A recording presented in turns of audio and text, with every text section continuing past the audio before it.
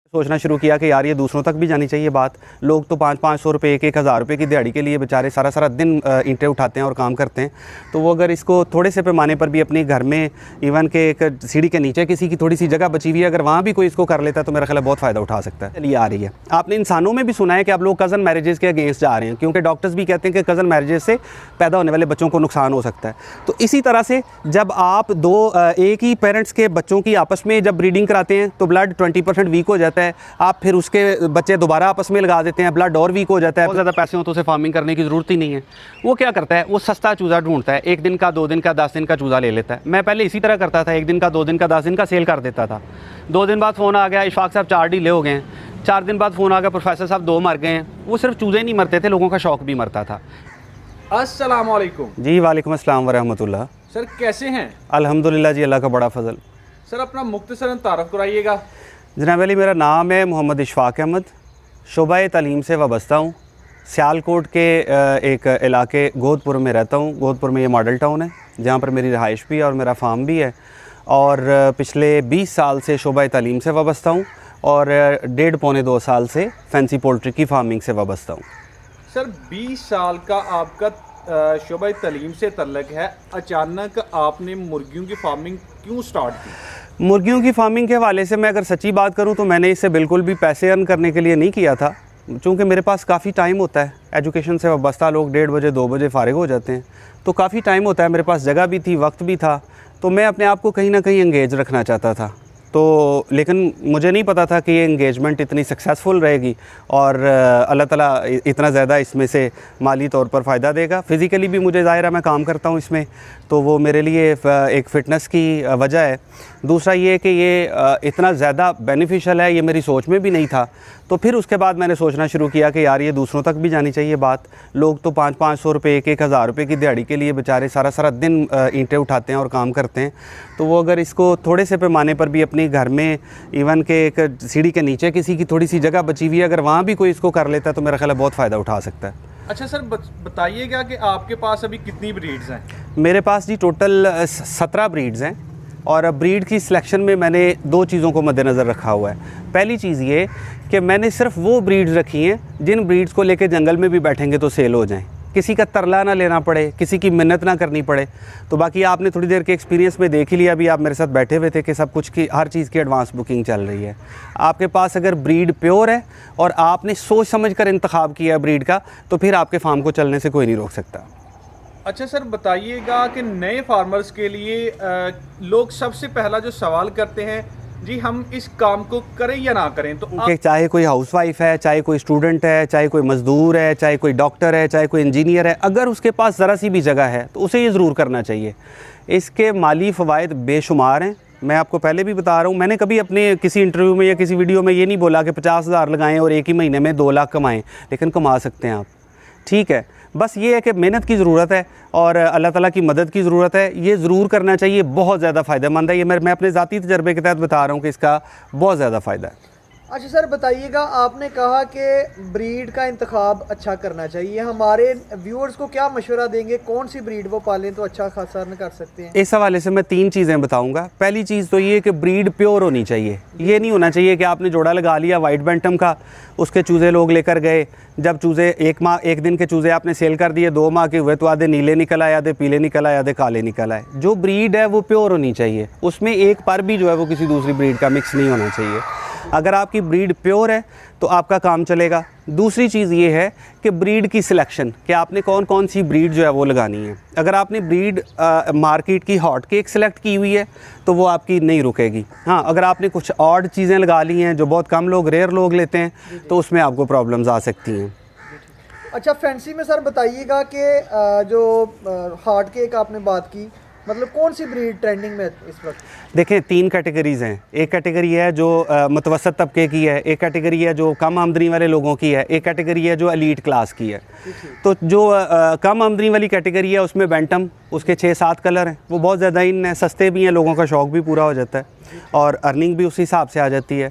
दूसरी कैटेगरी में आ जाती हैं सिल्की के मुख्तलिफ कलर्स आ जाते हैं, पॉलिश के कलर्स आ जाते हैं, सिल्वर सब्राइट आ जाता है, गोल्डन सब्राइट आ जाता है, मॉटल्ड मिली फ्लियोर आ जाता है, इस किस्म की चीज़ें हैं। और उसके बाद जो महंगी ब्रीड्स हैं उनमें हैवी ब्रीड्स हैं, कुकू हैवी हो गया, मॉटल्ड हैवी हो गया, ब्लू कोलंबियन ब्राह्मा हो गया, आइजाबेल ब्राह्मा हो गया और लिवेंडर कुकू, इस तरह की जो हैवी ब्रीड्स हैं वो ज़रा थोड़ी सी एक्सपेंसिव हैं। तो तीनों कैटेगरीज़ को जब आप लेकर चलेंगे तो तीनों किस्म की कस्टमर्स आपके पास आएंगे, लो आमदनी वाला भी, दरमियानी वाला भी और ज़्यादा वाला भी, तो फिर आपका सर्वाइवल के चांसेस ज़्यादा हैं।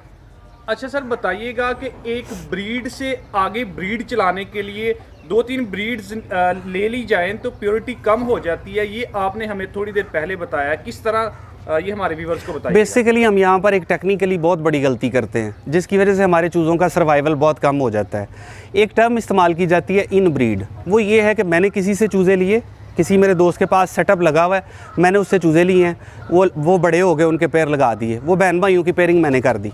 अब बहन भाइयों की पेयरिंग के बच्चे निकले, वो आप मुझसे ले गए, आपने भी उन्हीं बहन भाइयों की पेयरिंग कर दी, आपसे आपके किसी दोस्त ने ले लिए, उसने भी उन्हीं बहन भाइयों की पेयरिंग कर दी, तो एक ही नस्ल चली आ रही है। आपने इंसानों में भी सुना है कि आप लोग कज़न मैरिजेस के अगेंस्ट जा रहे हैं, क्योंकि डॉक्टर्स भी कहते हैं कि कज़न मैरिजेस से पैदा होने वाले बच्चों को नुकसान हो सकता है। तो इसी तरह से जब आप एक ही पेरेंट्स के बच्चों की आपस में जब ब्रीडिंग कराते हैं तो ब्लड 20% वीक हो जाता है, आप फिर उसके बच्चे दोबारा आपस में लगा देते हैं, ब्लड और वीक हो जाता है, फिर उसी के बच्चों की फिर पेयरिंग कर देते हैं और वीक हो जाता है। दो डिफरेंट फैमिलीज़ के बर्ड को अगर आप लेकर पैचअप करके जोड़ा लगाएंगे तो वो ब्लड लाइन स्ट्रॉन्ग होगी, आप देखेंगे कि बर्ड की इम्यूनिटी ज़्यादा होगी और चूज़े के सर्वाइवल के चांसेस बहुत ज़्यादा बढ़ जाएंगे। अच्छा सर, ये बताइएगा कि फैंसी का काम स्टार्ट करने के लिए सेटअप कैसा होना चाहिए? देखें जी, फैंसी का काम स्टार्ट करने के लिए आपके पास अगर 10 कनाल जगह है तो वो भी काफ़ी है, आपके पास अगर सिर्फ 3 बाई 3 फीट का एक खुड्डा है तो वो भी काफ़ी है। आप कहीं से भी इसको शुरू कर सकते हैं, कोई ज़रूरी नहीं है कि बहुत ज़्यादा पैसे लगा के बहुत बड़े सेटअप से शुरू किया जाए। किसी के पास घर में छोटा सा कोना भी है, जैसे मिसाल के तौर पर मैं ये कुकू हैवी का एक सेट आप रख लेते हैं, 3 फीमेल्स हैं और 1 मेल है, एक सेट छोटे से 4 बाई 5 के खुड्डे में वो आ जाता है, ठीक है। एक फ़ीमेल 10 बच्चे देती है, मेरे पास जो डायरी है उसके मुताबिक 30 चूज़े अगर आप लेने में कामयाब हो जाते हैं, कम से कम 4000 रुपये का चूज़ा उसका। आप अंदाज़ा लगा लें कि 30 चूज़े आपके एक खुड्डे से जो है वो अर्निंग कितनी देंगे आपको। तो ये डिपेंड करता है आप पर कि आपके पास जगह कितनी है और आप उसे यूटिलाइज़ किस तरह करते हैं। अच्छा सर, बताइएगा न्यू कमर इसमें आता है अगर फैंसी पोल्ट्री में, जी जी, तो उसकी तो मार्केट नहीं होगी, वो सेल कहाँ पे करेगा चूज़ा? जी, ये सबसे अहम सवाल है जो कोई भी बर्ड ख़रीदने से पहले सोचना शुरू कर देता है कि यार मैं इसको बेचूंगा कहाँ पे। उसका मैं आपको बेहतरीन तरीक़ाकार बता देता हूँ। पहली बात तो ये कि बेचने का मसला आपके साथ तब तक ही है जब तक आप इस फील्ड में नहीं आ जाते हैं। मैं भी यही सोचा करता था, बल्कि मैं अपने जिन दोस्तों ने मुझे गाइड किया उनसे गारंटियाँ लेता था, यार ताड़ी मेहरबानी मेरा चूज़ा ले लोगे? तो वो मुझे कहते थे इशफाक साहब हम गारंटी देते हैं आपको, हम आपका चूज़ा ख़रीदेंगे, लेकिन आपने हमें चूज़ा देना कोई नहीं है। तो वैसे मैंने उन्हें दिया भी कोई नहीं, मेरा बाई रीसेल हो जाता है। इसका तरीकाकार ये है, जब आप किसी फील्ड में आ जाते हैं तो उस फील्ड के लोगों से टच हो जाते हैं। बेशुमार फेसबुक ग्रुप्स हैं, पेजेस हैं, बेशुमार व्हाट्सएप ग्रुप्स हैं। अब मुझे ही 20-22 लोगों ने जो है वो ऐड किया हुआ है मुख्तलिफ ग्रुप्स में। मेरा एक अपना व्हाट्सएप ग्रुप है जहाँ लोग सेल परचेज़ करते हैं। वैसे मज़ेदारी की बात यह है कि मैंने आज तक कभी किसी ग्रुप में पोस्ट नहीं लगाई, ऐसे ही सेल हो जाता है। इसका थोड़ा सा मैं आपको छोटी सी और एक चीज़ ऐड करता चलूँ। अगर कोई बंदा समझता है कि वो सोशल मीडिया को हैंडल नहीं कर सकता, ब्रोकर्स बैठे हुए हैं बेशुमार। ब्रोकर क्या करेगा, जो चूज़ा आप मार्केट में वैसे ओपन गाहक को 600 रुपये का देते हैं, आपके पास 1000 चूज़ा पड़ा हुआ, आप ब्रोकर को फ़ोन करें 500 के हिसाब से फ़ौरी तौर पर आपसे उठा लेगा। ब्रोकर्स के नंबर किसी को चाहिए तो मुझसे ले सकते हैं आप लोग। ये कहा कि जो नए फार्मर्स हैं वो किस एज के चिक्स डालें? नया फार्मर आमतौर पर गलती क्या करता है, नए फार्मर के पास पैसे थोड़े होते हैं, जाहिर है अगर उसके पास बहुत ज़्यादा पैसे हों तो उसे फार्मिंग करने की ज़रूरत ही नहीं है। वो क्या करता है, वो सस्ता चूज़ा ढूंढता है, 1 दिन का, 2 दिन का, 10 दिन का चूज़ा ले लेता है। मैं पहले इसी तरह करता था, 1 दिन का, 2 दिन का, 10 दिन का सेल कर देता था। 2 दिन बाद फ़ोन आ गया, इशफाक साहब 4 डीले हो गए हैं। 4 दिन बाद फ़ोन आ गया, प्रोफेसर साहब 2 मर गए हैं। वो सिर्फ चूज़े नहीं मरते थे, लोगों का शौक़ भी मरता था। इसके लिए बेहतरीन तरीक़ाकार ये है कि आप 2 महीने का चूज़ा लें। उसकी वजह है 2 महीने तक चूज़े को टेम्परेचर देना पड़ेगा आपको, और 2 महीने तक समझ लें चूज़ा ICU वार्ड में रहेगा, फिर उसके बाद बाहर निकलेगा। 2 महीने का चूज़ा लें और ऐसी जगह से लें जहां 2 महीने में उसकी सारी वैक्सीनेशन चार्ट की वैक्सीन भी कंप्लीट हो चुकी हो।